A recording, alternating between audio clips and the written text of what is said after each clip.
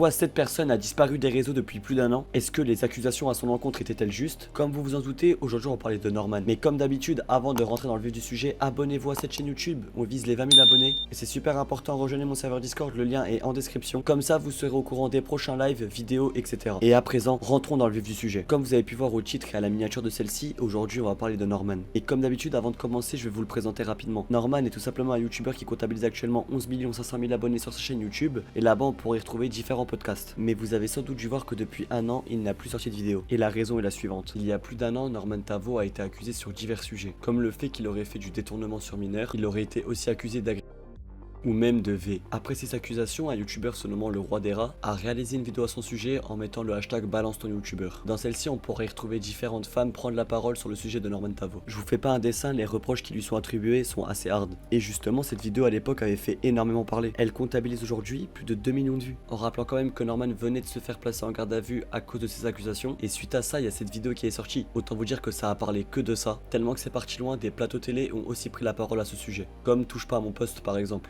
Déjà, j'ai vu une vidéo d'un youtubeur qui s'est faite il y a quelques jours et en fait, c'est quand j'ai vu cette vidéo, je me suis dit, mais en fait, il y avait des conversations, des screens qui ont été balancés et ça me disait quelque chose, ces screens-là, parce que j'étais vraiment petite, ça datait quand même le moment où on s'était parlé.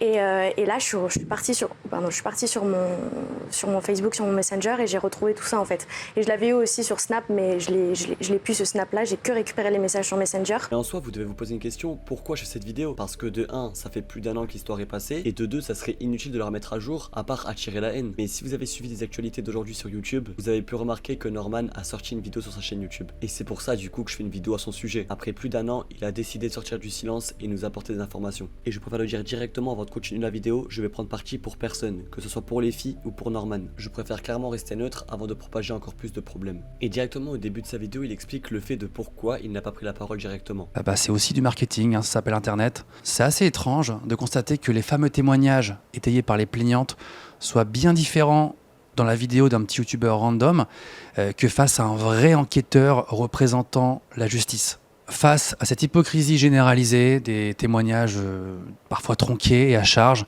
je me suis tué pendant tout ce temps. J'ai accueilli la parole des personnes se sentant concernées. Je me suis tué également pour laisser la justice faire son travail. Et aussi et surtout pour protéger ma famille, qui était sidérée et en totale souffrance. Comme vous avez pu l'entendre, il explique tout simplement qu'il a laissé faire la justice. Et du coup, pendant ce temps-là, il en a aussi profité pour voyager, aller voir ailleurs, etc. J'ai eu la chance de voyager un peu, donc je suis allé à nouveau en Afrique, en Côte d'Ivoire, pour rendre visite à ma famille. J'ai voyagé aussi un petit peu en Europe, en Hongrie, en Suisse, en Angleterre, en Belgique. Et on a passé 3 mois chez des amis de Martha en Thaïlande, qui sont depuis devenus les miens. Alors, la Thaïlande, où je me trouve actuellement. J'ai lu tellement de bêtises à ce sujet que je vais un peu éclaircir les choses. Alors non, je n'y vis pas, je vis en France.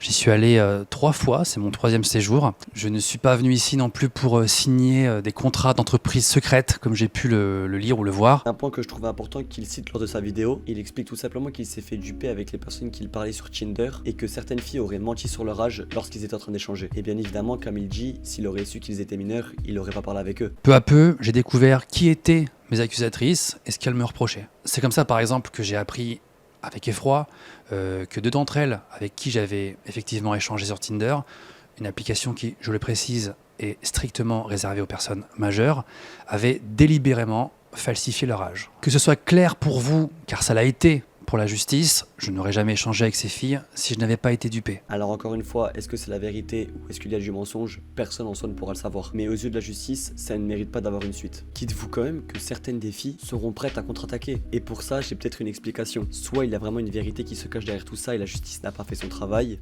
soit au contraire, ils mentent complètement et ils veulent juste le faire tomber. Encore une fois, c'est des sujets qui sont ultra complexes à analyser, en sachant qu'il y en a forcément un des deux qui ment. Mais la seule question, c'est qui du coup? Mais tout ça pour dire que Norman n'est pas encore sorti d'affaire. Je pense même qu'il y aura encore une suite à cette histoire. Parce que si les filles sont prêtes à contre-attaquer, c'est que potentiellement il y aura encore des preuves qui pourraient tomber. Après, bien évidemment, toujours la même question, est-ce que ces preuves sont fake ou réelles? Ça, on peut pas le savoir. Après, honnêtement, il faut vraiment voir les commentaires qu'il y a sous sa vidéo. Bien évidemment, il y en a certains qui le soutiennent à fond, qui sont derrière lui, etc. Et de l'autre côté, il y en a qui le rabaissent, qui ne sont pas d'accord avec lui, etc. Honnêtement, moi, ce que j'en pense, c'est qu'on ne saura jamais la vérité en soi. À mes yeux, ça va être une histoire qui n'aura jamais de fin. Et ce qui est sûr, c'est que Norman aura toujours des personnes qui vont le soutenir et des personnes qui vont le haïr. Dites-vous même que sa famille s'est fait harceler à cause de ça. Mes filles et Martha subissent un harcèlement sans précédent et incessant depuis cette époque. On ne compte même plus les centaines d'heures chez le psy qu'elles ont dû endurer. Mes filles ressentent tout, comprennent tout. Ma belle-fille a subi du harcèlement scolaire au point de parfois arrêter les cours, parfois arrêter de manger. L'une des plaignantes a quand même pris le risque de nuire à l'enquête en cours, en accumulant les interviews et en citant Martha et mes enfants à de multiples reprises, et en insinuant qu'ils pourraient ne pas être en sécurité sous le même toit que moi. Par ailleurs, j'estime que contacter les membres de ma famille, ma femme, ma sœur, le parrain de ma fille, mes amis proches, mes collègues, mes sponsors et j'en passe, c'est de l'ordre du harcèlement, clairement, de la diffamation, de la calomnie et de l'acharnement, surtout quand ça dure depuis des années. Des personnes appelaient sa femme, sa mère, son parrain, etc. Et là, on peut vraiment se dire à quel point Internet c'est ultra dangereux. Alors encore une fois, je préfère le rappeler, en aucun cas j'affirme si ces actes étaient réels ou fausses. Et honnêtement, quand tu fais la tête des médias, tu te fais harceler sur Twitter, sur YouTube, sur TikTok, dans la vraie vie, bref, partout, franchement, ça doit être pas facile à vivre. Et d'un autre côté, il voyait les accusations qui étaient à son égard et lui gardait le silence. Je pense personnellement qu'il aurait bien voulu s'exprimer, mais il l'a pas fait. Il a fallu ensuite affronter la vie quotidienne, la vraie vie, affronter le regard des gens dans la rue, affronter le regard du personnel scolaire dans l'école de mes filles, affronter le médecin, le facteur, le boulanger, tout le monde en fait. Et moi derrière, je pouvais absolument rien dire.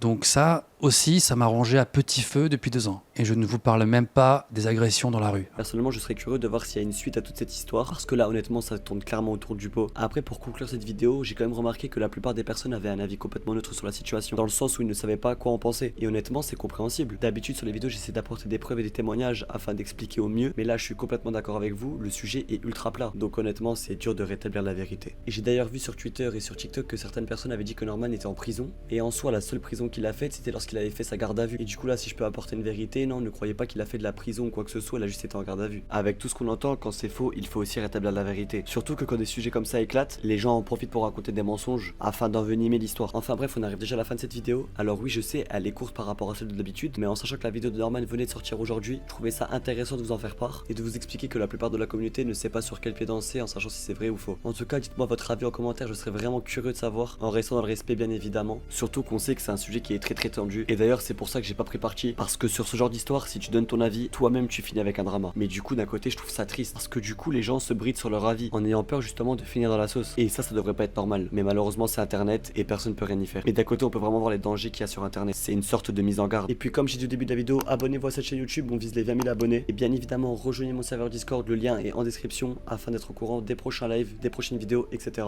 Et puis moi, je vous dis à jeudi pour une prochaine vidéo, et merci de m'avoir écouté.